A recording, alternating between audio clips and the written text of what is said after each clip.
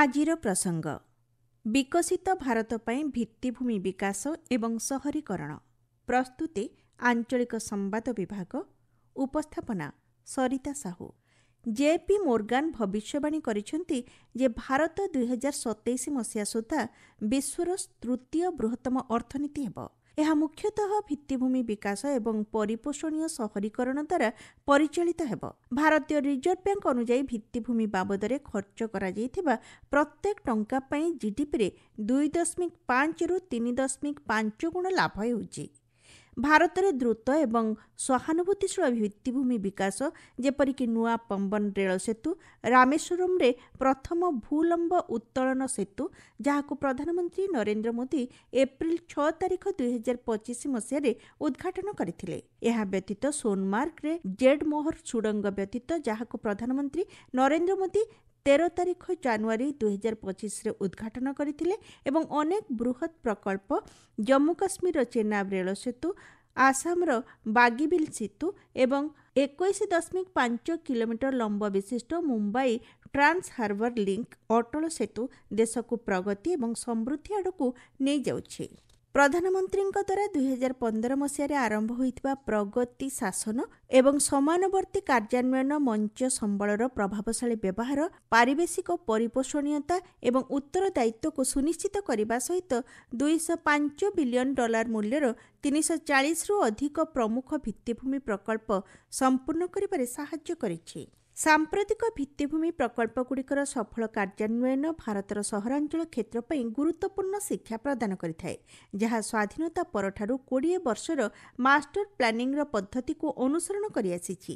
ଏହା ପ୍ରାୟତଃ ସ୍ପଷ୍ଟ ଯୋଜନା କାର୍ଯ୍ୟକାରିତାର ବ୍ୟବଧାନ ସହିତ ଧୀର ଏବଂ ସ୍ଥିର ହୋଇଥାଏ। 2047 ମସିହା ସୁଦ୍ଧା ଭାରତର ସହରାଞ୍ଚଳ ଜନସଂଖ୍ୟା ବର୍ତ୍ତମାନର 500 ମିଲିୟନରୁ ପ୍ରାୟ 820 ମିଲିୟନକୁ ବୃଦ୍ଧି ପାଇବାର ଆକଳନ କରାଯାଇଛି।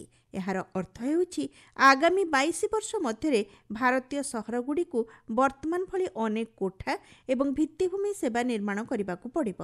ସବୁଜ କ୍ଷେତ୍ର ସହର ନିର୍ମାଣ ଏବଂ ଧୂସର କ୍ଷେତ୍ରଗୁଡ଼ିକର ପୁନଃ ନିର୍ମାଣ କରିବା ପୁଣି ଥରେ ଗୋଟିଏ ସମଗ୍ର ଦେଶକୁ ନିର୍ମାଣ କରିବା ଭଳି ହେବ।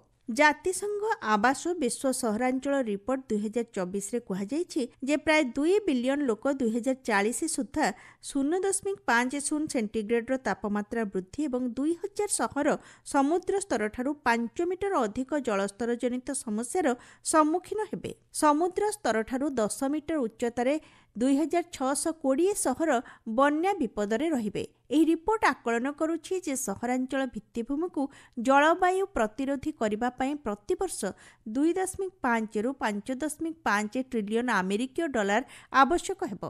ଜାତିସଂଘ ପରିବେଶ କାର୍ଯ୍ୟକ୍ରମ ଅନୁଯାୟୀ ସହରଗୁଡ଼ିକ 70% ଅଙ୍ଗାରକାମ୍ଳ ନିର୍ଗମନ ପାଇଁ ଦାୟୀ, ଯେତେବେଳେ କି ପରିବହନ, କୋଠାବାଡ଼ି ଏବଂ ଶକ୍ତି ହେଉଛି ଏହାର ପ୍ରମୁଖ ଉତ୍ସ ସମୂହ। ସହରଗୁଡ଼ିକ ମଧ୍ୟ ପ୍ରଚୁର ପରିମାଣରେ କଠିନ ଆବର୍ଜନା ଉତ୍ପାଦନ କରନ୍ତି। ୟୁଏନ୍ଇପି ବୈଶ୍ୱିକ ବର୍ଜ୍ୟ ପରିଚାଳନା ଆଉଟଲୁକ୍ 2024 ରିପୋର୍ଟ ଅନୁଯାୟୀ ଏଥିପାଇଁ 252 ବିଲିୟନ ଆମେରିକୀୟ ଡଲାରର ବିପୁଳ ପୁଞ୍ଜିନିବେଶ ଆବଶ୍ୟକ। ଏହିସବୁ ସମସ୍ୟାର ସମାଧାନ ପାଇଁ ଏକ ଚକ୍ରୀୟ ଅର୍ଥନୀତି ଗ୍ରହଣ କରିବା ବ୍ୟତୀତ ଅନ୍ୟ କୌଣସି ବିକଳ୍ପ ନାହିଁ। ଏଜ୍ ଅଫ୍ ଦ ସିଟି 2023 ପୁସ୍ତକରେ ପ୍ରଫେସର ଇଆନ୍ ଗୋଲ୍ଡିନ୍ ଏବଂ ଟମ୍ ଲି ଡେଭଲିନ୍ ସୁପାରିଶ କରିଛନ୍ତି ଯେ ନମନୀୟ ସହର ସୃଷ୍ଟି କରିବା ପାଇଁ କାର୍ ଆଧାରିତ ବିସ୍ତାରକୁ ପରିତ୍ୟାଗ କରିବାକୁ ହେବ, ଯାହା ସମ୍ବଳର ଏକ ବିରାଟ ଅପଚୟ ଏବଂ ଏକ ସାମାଜିକ ଓ ପାରିବେଶିକ ବିଫଳତା। କାରଗୁଡ଼ିକ ବାୟୁକୁ ପ୍ରଦୂଷିତ କରିଥାନ୍ତି, ତାପ ସୃଷ୍ଟି କରନ୍ତି, ଅତ୍ୟଧିକ ସ୍ଥାନ ନିଅନ୍ତି ଏବଂ ଏଗୁଡ଼ିକ 95% ସମୟ ପାର୍କିଂ ସ୍ଥାନରେ ରହିଥାଏ। ଏହା ବଦଳରେ ଯୋଜନା କରାଯାଉ ଏବଂ ଗଣ ପରିବହନ, ସାଇକେଲରେ ଏବଂ ପାଦରେ ଚାଲି ଚାଲି ଯିବାର ବ୍ୟବସ୍ଥା କରାଯାଉ।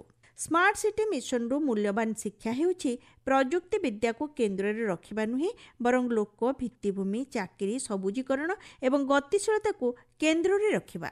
ସ୍ଥାନିକ ବିକାଶ ଯୋଜନା 4ଟି ବିଶେଷତ୍ୱ ଯଥା ଅର୍ଥନୀତି ନିୟୋଜନ, ସମାନତା ଏବଂ ପରିବେଶକୁ ସନ୍ତୁଳିତ କରି ନୂତନ ପଦ୍ଧତି ମାଧ୍ୟମରେ ଜୀବନଯାପନ, କାର୍ଯ୍ୟ ଏବଂ ଭିତ୍ତିଭୂମି ସେବାର ଗୁଣବତ୍ତା ଉନ୍ନତ କରିବା ଉପରେ ଧ୍ୟାନ ଦିଏ।